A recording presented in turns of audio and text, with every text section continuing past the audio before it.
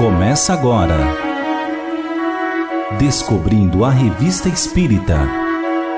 Os fatos, os fenômenos, as análises que auxiliaram Allan Kardec a consolidar os alicerces do Espiritismo. Descobrindo a Revista Espírita. Pesquisa e apresentação, Luiz Armando de Freitas Ferreira. Entre os temas tratados na Revista Espírita de setembro de 1864, inclui-se interessante análise na seção Estudos Morais. Relata Kardec.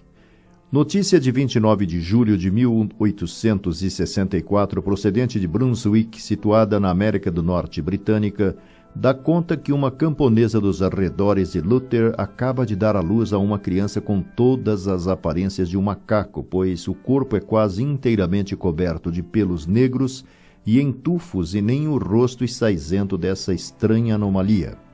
Casada há 12 anos e, posto que admiravelmente conformada, essa infeliz senhora ainda não deu à luz um só filho que não fosse atingido de enfermidades mais ou menos horríveis. Sua filha mais velha, de 10 anos, completamente corcunda, e o rosto parece copiado, traço por traço, de polichinelo. Segundo filho é um garoto de 7 anos, tem as pernas aleijadas. A terceira, que vai completar 5 anos, é surda-muda e idiota. Enfim, a quarta, de 2 anos e meio, é completamente cega. Qual pode ser a causa desse estranho fenômeno? Eis um ponto que a ciência deve esclarecer. O pai é um homem perfeitamente constituído e tem todas as aparências da mais robusta saúde e não pode explicar a espécie de fatalidade que pesa sobre a sua raça. Comenta Kardec. Eis, diz o jornal, um ponto que a ciência deve esclarecer. Há muitos outros pontos ante as quais a ciência fica impotente. A razão disto é muito simples, é que ela se obstina em não procurar as causas senão na matéria, e não leva em conta senão as leis que conhece. A respeito de certos fenômenos, ela está na posição em que se encontraria se não tivesse saído da física de Aristóteles, se tivesse desconhecido a lei da gravitação ou da eletricidade. Onde se achou a religião enquanto desconheceu a lei do movimento dos astros? Onde estão ainda hoje os que desconhecem a lei geológica da formação do globo? Duas forças partilham o mundo, o espírito e a matéria. O espírito tem as suas leis, como a matéria tem as dela. Ora, essas duas forças reagem incessantemente uma sobre a outra, do que resulta que certos fenômenos materiais têm como causa a ação do espírito, que umas não podem ser perfeitamente compreendidas se as outras não forem levadas em conta. Fora das leis tangíveis, há uma outra que desempenha no mundo um papel capital. É a das relações entre os mundos visível e invisível.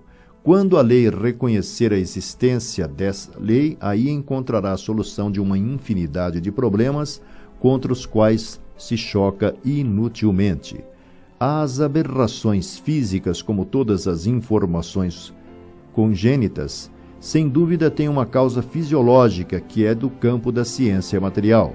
Mas, supondo que esta venha desvendar o segredo desses desvios à natureza, restará sempre o problema da causa primeira e a conciliação do fato com a justiça divina.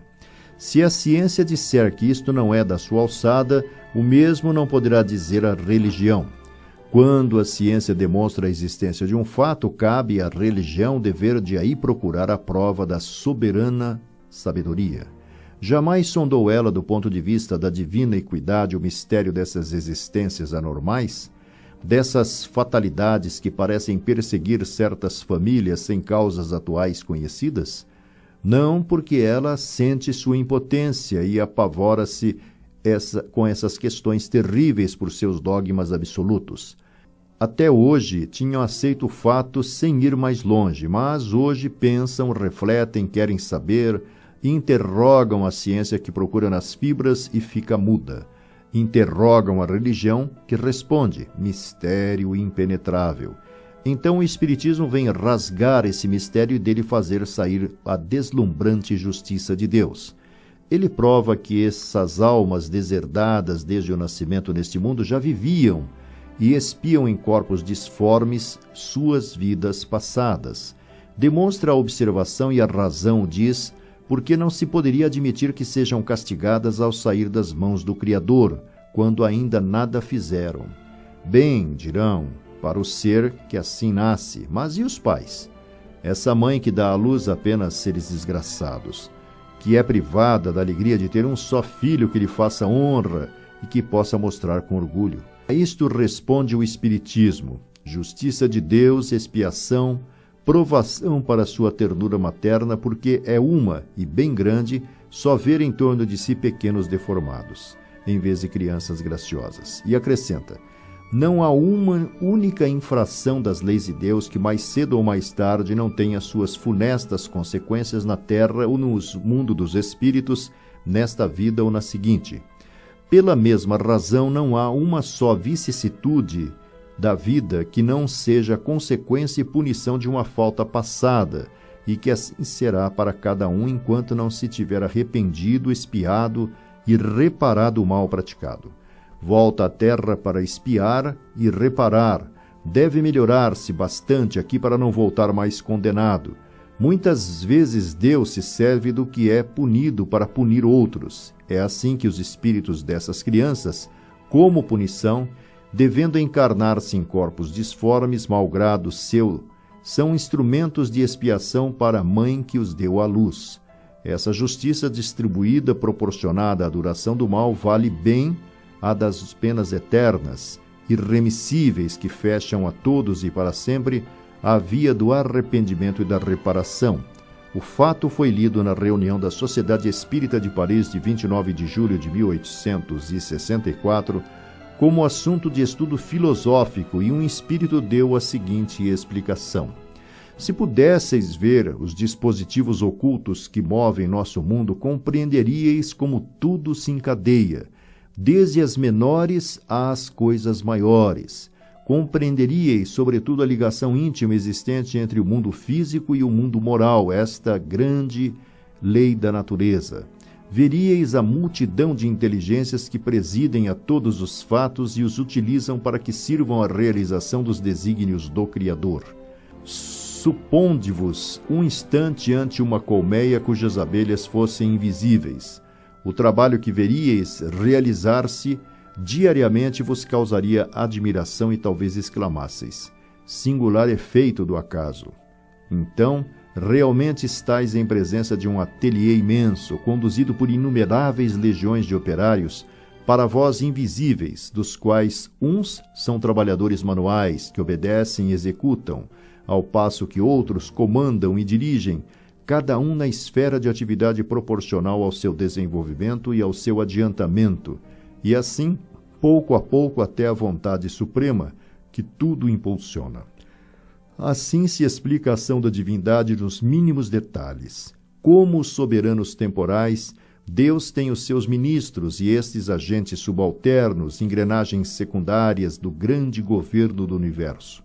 Se num país bem administrado a última cabana sente os efeitos da sabedoria e da solicitude do chefe de Estado, como não deve ser a infinita sabedoria do Altíssimo estender-se aos menores detalhes da criação? Não creais, pois, que essa mulher, de que acabais de falar, seja vítima do acaso ou de uma cega fatalidade. Não.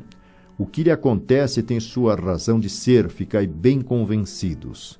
Ela é castigada no seu orgulho, desprezou os fracos e os enfermos, foi dura para com os seres infelizes dos quais desviava o olhar com desgosto em vez de os abarcar com um olhar de comiseração. Envaideceu-se da beleza física dos filhos à custa de mães menos favorecidas. Mostrava-os com orgulho, porque a seus olhos a beleza do corpo valia mais do que a da alma. Assim, neles desenvolveu vícios que lhes retardam o avanço em vez de desenvolver as qualidades do coração. Por isso, Deus permitiu que em sua existência atual só tivesse filhos disformes para que a ternura materna a ajudasse a vencer sua repugnância pelos infelizes. Nessa mesma punição brilham, ao mesmo tempo, a justiça e a bondade de Deus, que castiga com uma mão e com a outra incessantemente dá ao culpado os meios de se redimir.